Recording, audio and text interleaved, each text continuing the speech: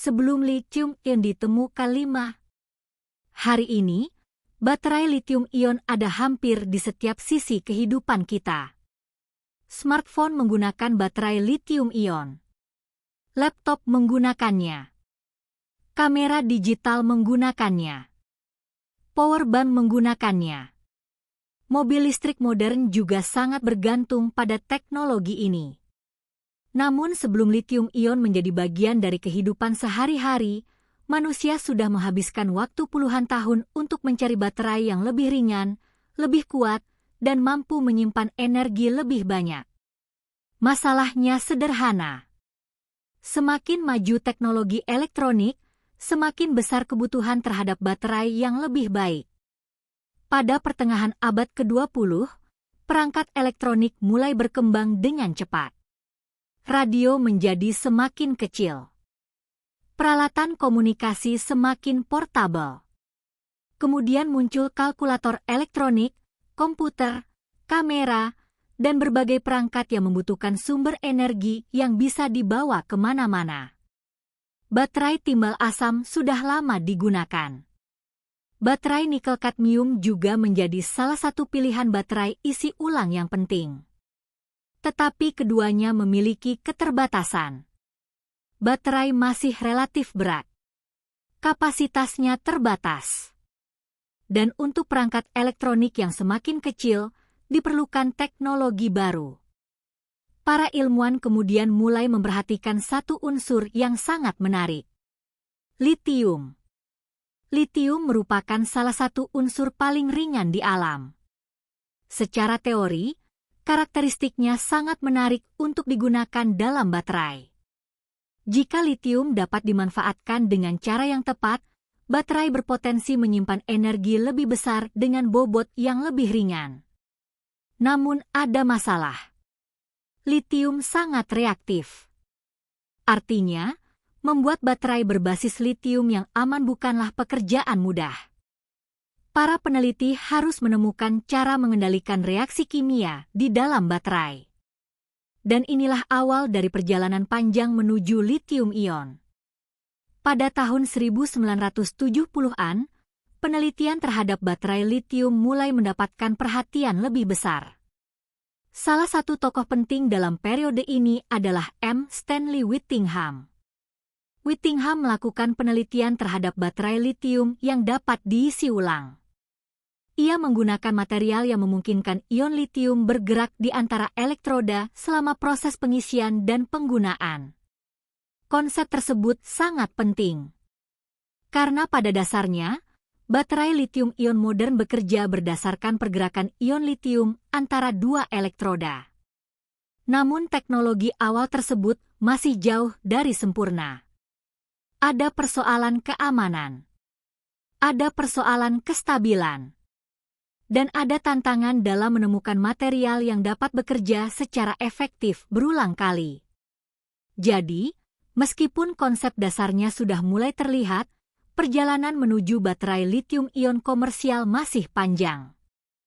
Para peneliti membutuhkan material yang lebih stabil.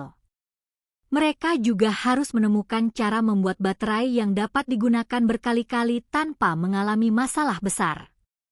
Disinilah penelitian berikutnya menjadi sangat penting. Salah satu ilmuwan yang memainkan peran besar adalah John B. Goodenough.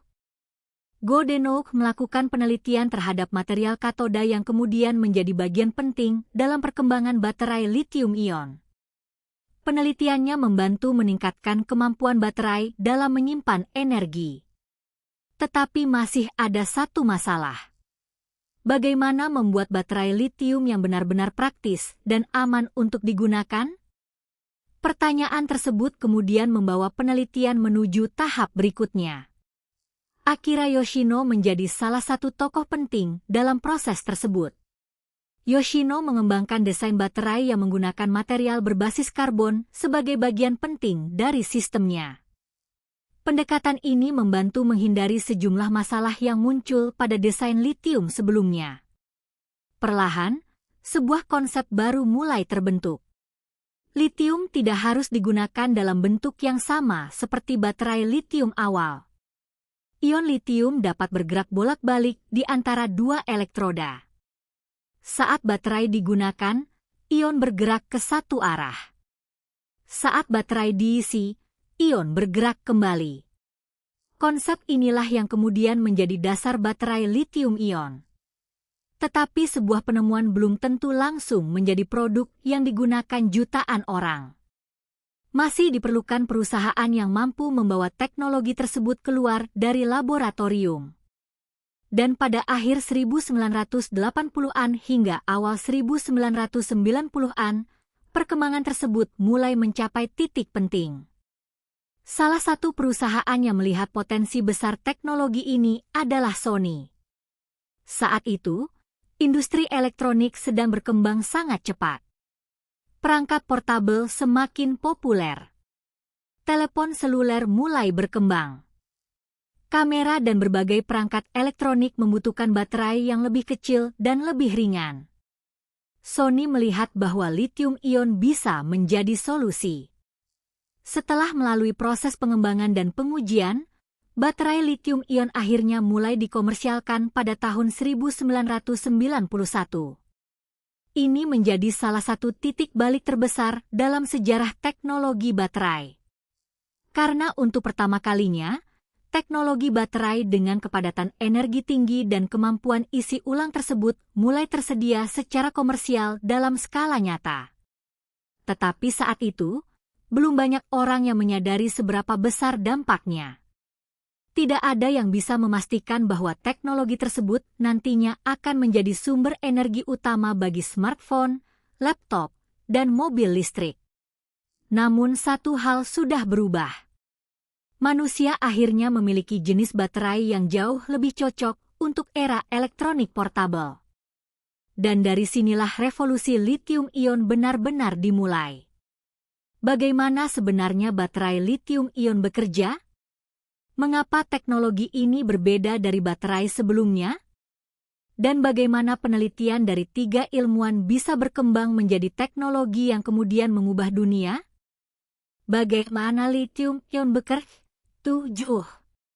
Setelah penelitian selama bertahun-tahun, para ilmuwan akhirnya menemukan cara membuat litium bekerja sebagai bagian dari baterai isi ulang. Tetapi apa sebenarnya yang membuat litium-ion begitu istimewa? Untuk memahaminya, kita harus melihat apa yang terjadi di dalam sebuah sel baterai. Secara sederhana, baterai litium-ion memiliki beberapa bagian utama. Ada anoda, ada katoda, ada elektrolit, dan ada pemisah yang menjaga kedua elektroda agar tidak bersentuhan langsung. Di antara bagian-bagian tersebut, ion litium bergerak. Ketika baterai digunakan, ion litium bergerak dari satu elektroda menuju elektroda lainnya melalui elektrolit. Sementara itu, elektron bergerak melalui rangkaian luar. Pergerakan elektron inilah yang menghasilkan arus listrik yang dapat digunakan untuk menyalakan perangkat. Ketika baterai diisi ulang, prosesnya dibalik. Energi dari charger digunakan untuk mendorong ion litium kembali ke posisi awalnya. Kemudian baterai siap digunakan lagi. Konsepnya terlihat sederhana. Namun membuat proses tersebut berlangsung dengan aman dan stabil merupakan tantangan besar. Setiap material harus dipilih dengan hati-hati. Elektroda harus mampu menyimpan dan melepaskan ion litium berulang kali. Elektrolit harus memungkinkan ion bergerak. Dan seluruh sistem harus tetap stabil selama ribuan siklus penggunaan. Inilah salah satu alasan mengapa pengembangan litium-ion membutuhkan waktu puluhan tahun. Keunggulan terbesar litium adalah ringan. Karena litium merupakan unsur yang sangat ringan, baterai yang menggunakan teknologi ini dapat memiliki kepadatan energi yang tinggi. Artinya, energi yang disimpan bisa cukup besar dibandingkan dengan berat baterainya. Ini sangat penting untuk perangkat portabel. Bayangkan jika sebuah smartphone harus menggunakan baterai yang sangat berat. Tentu tidak praktis. Hal yang sama berlaku untuk laptop. Kamera. drone, dan terutama kendaraan listrik. Semakin ringan baterai dengan kapasitas energi yang sama, semakin mudah teknologi tersebut digunakan. Inilah yang membuat lithium-ion begitu menarik. Ketika Sony mulai mengomersialkan baterai lithium-ion pada tahun 1991, teknologi tersebut langsung mendapatkan tempat dalam industri elektronik.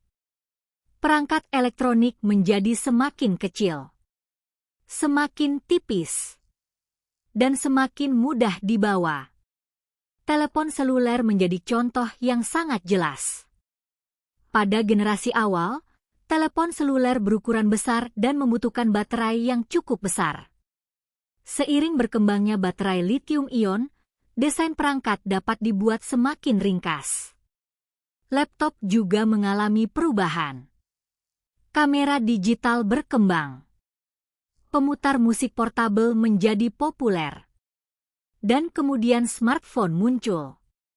Semua perkembangan tersebut membutuhkan sumber energi yang ringan tetapi mampu bertahan cukup lama. Lithium-ion menjadi salah satu jawabannya. Namun teknologi ini bukan tanpa risiko. Baterai lithium-ion harus dirancang dan digunakan dengan benar. Salah satu masalah yang harus dikendalikan adalah panas. Jika kondisi baterai tidak terkendali, temperatur dapat meningkat dan menyebabkan reaksi yang tidak diinginkan. Karena itu, perangkat modern menggunakan berbagai sistem perlindungan. Ada sensor, ada pengendali pengisian, ada sistem manajemen baterai. Semua bekerja untuk menjaga baterai tetap berada dalam kondisi yang aman. Perkembangan sistem pengamanan ini juga menjadi bagian penting dari evolusi lithium-ion. Semakin banyak baterai digunakan, semakin baik pula pemahaman manusia tentang bagaimana mengelolanya. Kemudian muncul perkembangan yang jauh lebih besar. Para produsen tidak lagi hanya membuat satu sel baterai.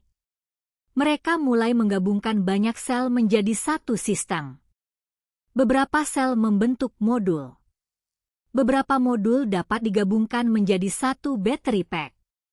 Konsep ini kemudian menjadi sangat penting untuk kendaraan listrik.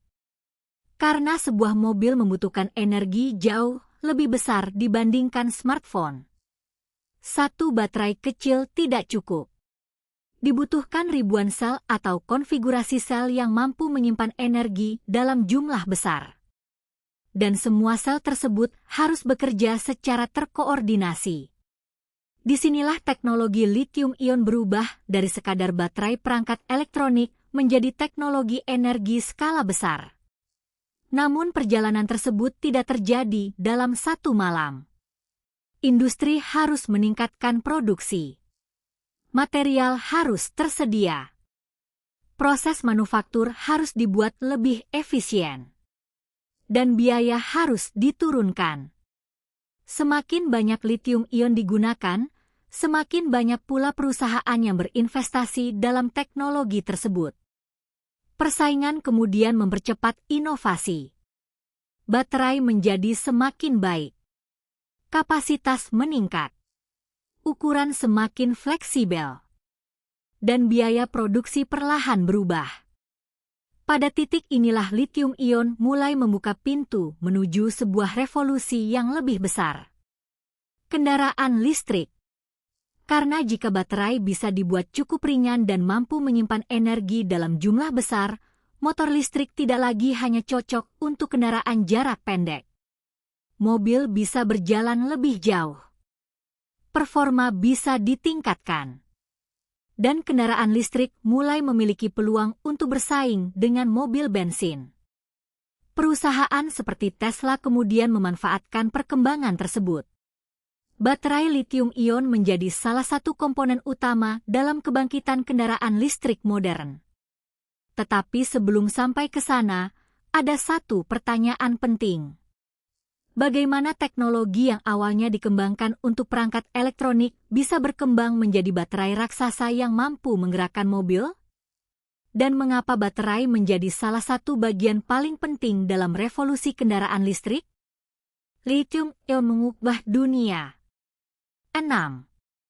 Ketika baterai lithium-ion mulai digunakan secara luas pada perangkat elektronik, tidak banyak orang yang menyadari bahwa teknologi ini nantinya akan mengubah lebih dari sekadar telepon seluler dan laptop. Lithium-ion perlahan menjadi salah satu fondasi dunia digital. Perangkat menjadi semakin kecil. Namun kemampuan perangkat justru semakin besar. Smartphone dapat melakukan berbagai pekerjaan yang dulu membutuhkan komputer. Laptop bisa digunakan berjam-jam tanpa terhubung ke listrik. Kamera digital menjadi semakin praktis. Drone dapat terbang. Dan berbagai perangkat portabel mulai bermunculan. Semua membutuhkan sumber energi yang ringan dan dapat diisi ulang. Tetapi kemudian muncul sebuah tantangan yang jauh lebih besar. Bagaimana jika baterai lithium-ion digunakan untuk menggerakkan kendaraan? Ide ini sebenarnya bukan sesuatu yang baru. Mobil listrik sudah ada lebih dari 100 tahun sebelumnya. Namun baterai generasi lama membuat kendaraan listrik sulit bersaing dengan mobil bensin. Lithium-ion mengubah perhitungan tersebut. Baterai dapat menyimpan lebih banyak energi dalam bobot yang relatif lebih rendah. Motor listrik juga memiliki karakteristik yang sangat menarik. Tenaga dapat diberikan dengan cepat. Tidak membutuhkan sistem pembakaran seperti mesin bensin. Dan kendaraan bisa memiliki performa yang sangat baik. Salah satu perusahaan yang melihat peluang ini adalah Tesla. Tesla menggunakan baterai lithium-ion dalam pengembangan kendaraan listriknya. Kemudian lahirlah Tesla Roadster. Mobil tersebut menunjukkan sesuatu yang cukup mengejutkan. Mobil listrik ternyata bisa cepat. Sangat cepat. Kendaraan listrik tidak harus identik dengan mobil kecil yang hanya digunakan untuk perjalanan pendek. Roadster menjadi bukti bahwa teknologi listrik bisa digunakan untuk kendaraan berperforma tinggi. Setelah itu, Tesla mengembangkan Model S. Kendaraan ini menunjukkan bahwa mobil listrik bisa digunakan sebagai kendaraan utama untuk perjalanan sehari-hari. Baterai menjadi semakin besar. Jarak tempuh meningkat. Dan sistem pengelolaan baterai semakin canggih. Namun membuat baterai untuk mobil bukan perkara sederhana. Sebuah smartphone hanya membutuhkan satu baterai kecil. Mobil membutuhkan ribuan sel baterai yang bekerja bersama. Setiap sel harus dipantau. Temperatur harus dikontrol. Tegangan harus dijaga. Dan sistem harus memastikan baterai bekerja secara aman. Karena itu, kendaraan listrik modern memiliki sistem manajemen baterai yang sangat kompleks. Baterai juga harus mampu bekerja dalam berbagai kondisi. Panas, dingin, penggunaan berat, pengisian berulang. Semua kondisi tersebut dapat memengaruhi kinerja baterai. Inilah alasan mengapa penelitian lithium-ion terus berkembang bahkan setelah teknologi tersebut berhasil dikomersialkan. Perusahaan mencari material yang lebih baik. Desain sel terus berubah. Proses produksi semakin efisien. Dan kapasitas energi terus ditingkatkan. Namun dampak lithium-ion tidak berhenti pada kendaraan. Teknologi ini juga mulai digunakan untuk menyimpan energi dari sumber terbarukan. Panel surya menghasilkan listrik pada siang hari. Turbin angin menghasilkan energi ketika angin tersedia. Masalahnya, produksi energi tersebut tidak selalu sama dengan waktu ketika manusia membutuhkan listrik. Baterai dapat membantu menyimpan energi untuk digunakan kemudian. Karena itu, lithium-ion mulai berperan dalam sistem penyimpanan energi. Dari sebuah baterai kecil di smartphone hingga sistem baterai berukuran sangat besar. Skalanya berubah. Tetapi prinsip dasarnya tetap sama. Menyimpan energi. Kemudian melepaskannya ketika dibutuhkan. Perkembangan ini kemudian menciptakan industri baru. Permintaan terhadap litium meningkat. Material lain yang digunakan dalam baterai juga semakin penting. Pabrik baterai dibangun dalam skala besar. Produsen kendaraan mulai membuat strategi sendiri untuk mengamankan pasokan baterai. Dan industri otomotif mulai memasuki perlombaan baru. Bukan hanya tentang siapa yang bisa membuat mesin terbaik, tetapi siapa yang bisa membuat baterai terbaik. Hal tersebut merupakan perubahan besar. Selama lebih dari 1 abad, mesin pembakaran menjadi pusat perhatian industri otomotif. Sekarang baterai menjadi salah satu pusat inovasi. Perusahaan berlomba meningkatkan jarak tempuh, mempercepat pengisian, menurunkan harga, dan memperpanjang usia baterai. Tetapi semakin besar penggunaan litium-ion, semakin jelas pula tantangannya. Baterai membutuhkan bahan baku dalam jumlah besar. Proses produksinya membutuhkan energi. Dan baterai yang sudah tidak digunakan harus dikelola dengan baik. Karena itu, masa depan litium-ion tidak hanya bergantung pada kemampuan menyimpan energi, tetapi juga pada kemampuan industri membuatnya secara lebih efisien dan bertanggung jawab. Meski memiliki berbagai tantangan, satu hal tidak bisa disangkal. Litium-ion telah mengubah dunia. Tanpa teknologi ini, perkembangan perangkat elektronik portabel mungkin akan berjalan sangat berbeda. Kendaraan listrik mungkin berkembang lebih lambat. Dan sistem penyimpanan energi modern mungkin belum berada pada tahap seperti sekarang. Menariknya, semua ini berawal dari penelitian yang dilakukan puluhan tahun lalu oleh para ilmuwan yang mencoba menjawab satu pertanyaan sederhana. Bagaimana membuat baterai yang lebih baik? Jawaban terhadap pertanyaan itu kemudian berkembang menjadi teknologi yang digunakan di seluruh dunia. Tetapi perjalanan litium-ion belum selesai. Para ilmuwan sekarang mencari teknologi yang lebih aman, lebih murah, lebih tahan lama, dan mampu menyimpan energi lebih banyak. Mungkin litium-ion masih akan menjadi teknologi utama selama bertahun-tahun. Atau mungkin suatu hari akan muncul teknologi baru yang menggantikannya. Apapun yang terjadi, litium-ion sudah meninggalkan jejak besar dalam sejarah teknologi. Masa depan setelah litium-ion 6. Baterai litium-ion telah mengubah dunia. Dari smartphone hingga laptop. Dari kamera digital hingga drone. Dan dari kendaraan listrik hingga sistem penyimpanan energi. Namun sebuah teknologi yang berhasil bukan berarti teknologi tersebut sudah mencapai akhir perjalanannya. Justru ketika penggunaannya semakin luas, kelemahannya semakin terlihat. Baterai litium-ion masih menghadapi beberapa tantangan. Kapasitas energi masih menjadi perhatian. Waktu pengisian masih ingin dipersingkat. Usia baterai masih terus ditingkatkan. Dan aspek keamanan tetap menjadi sesuatu yang sangat penting. Karena itu, para ilmuwan sekarang tidak hanya berusaha membuat litium-ion menjadi lebih baik. Mereka juga mencari kemungkinan teknologi yang benar-benar berbeda. Salah satu yang paling banyak mendapatkan perhatian adalah solid-state battery. Konsepnya menggunakan elektrolit padat sebagai pengganti elektrolit cair yang umum digunakan pada banyak baterai litium-ion. Secara teori, pendekatan ini dapat memberikan beberapa keuntungan. Baterai berpotensi memiliki kepadatan energi lebih tinggi. Keamanan juga berpotensi ditingkatkan. Dan desain baterai bisa menjadi lebih fleksibel.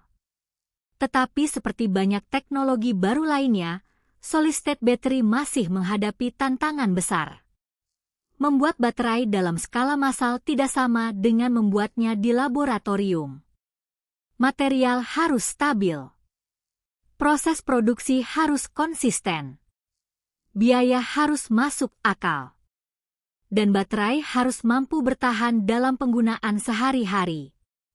Karena itu, perjalanan menuju baterai generasi baru masih membutuhkan waktu. Selain solid state, penelitian juga dilakukan terhadap berbagai jenis material dan kimia baterai lainnya. Ada teknologi yang berusaha mengurangi penggunaan material tertentu. Ada baterai yang mengejar harga produksi lebih murah. Ada pula teknologi yang fokus pada penyimpanan energi dalam skala besar. Tujuannya tidak selalu sama. Untuk kendaraan listrik, kapasitas energi dan berat sangat penting. Untuk penyimpanan listrik di jaringan, harga dan umur penggunaan bisa menjadi faktor yang sangat penting. Artinya, mungkin tidak akan ada satu jenis baterai yang cocok untuk semua kebutuhan. Baterai masa depan bisa memiliki banyak bentuk dan teknologi. Namun ada satu hal yang kemungkinan besar akan semakin penting. Daur ulang. Ketika jumlah baterai meningkat, baterai yang sudah tidak digunakan juga akan semakin banyak. Material di dalamnya masih memiliki nilai. Karena itu, teknologi daur ulang dapat menjadi bagian penting dari industri baterai. Baterai lama tidak selalu harus dianggap sebagai limbah. Sebagian materialnya dapat dipulihkan dan digunakan kembali. Dengan begitu, siklus penggunaan baterai dapat menjadi lebih berkelanjutan. Dan ini membawa kita kembali ke pertanyaan besar. Apakah lithium-ion akan hilang?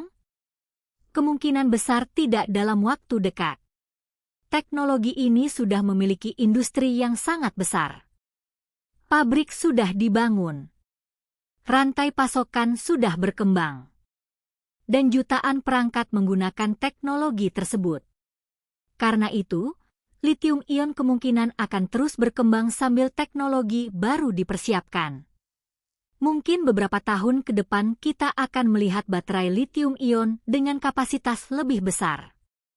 Pengisian lebih cepat, sistem keamanan yang semakin baik, dan biaya yang semakin rendah. Sementara itu, teknologi baru perlahan akan diuji dan dikembangkan. Jika berhasil, teknologi tersebut mungkin suatu hari mengambil sebagian peran lithium-ion. Dan mungkin, seperti yang terjadi dalam sejarah sebelumnya, perubahan tersebut akan berlangsung secara bertahap. Baterai timbal asam tidak langsung menghilang ketika baterai nikel muncul. Baterai nikel juga tidak langsung hilang ketika lithium-ion berkembang. Setiap teknologi menemukan tempatnya sendiri. Itulah sebabnya sejarah baterai bukan cerita tentang satu teknologi yang menggantikan teknologi sebelumnya dalam semalam.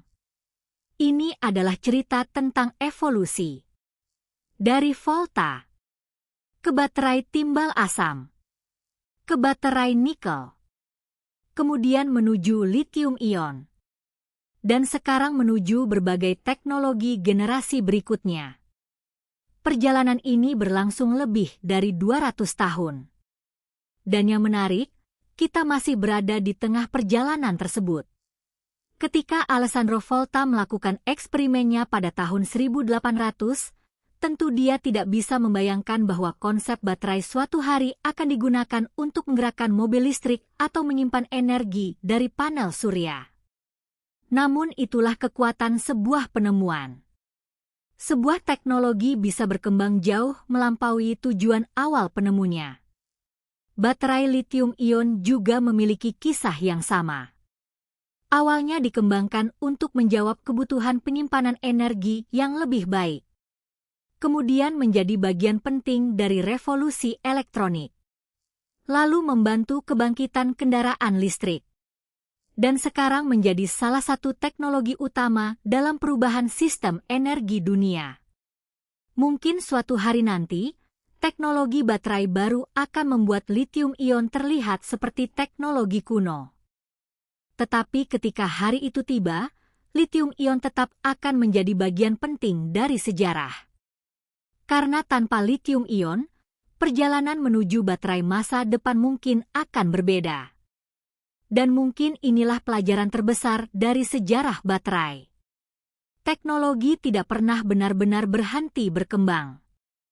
Apa yang dianggap canggih hari ini bisa menjadi teknologi biasa di masa depan.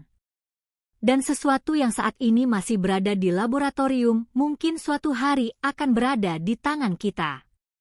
Dari baterai pertama yang sangat sederhana hingga baterai yang mampu menggerakkan kendaraan dan menyimpan energi dalam jumlah besar, perjalanan manusia dalam mencari sumber energi yang lebih baik masih terus berlangsung.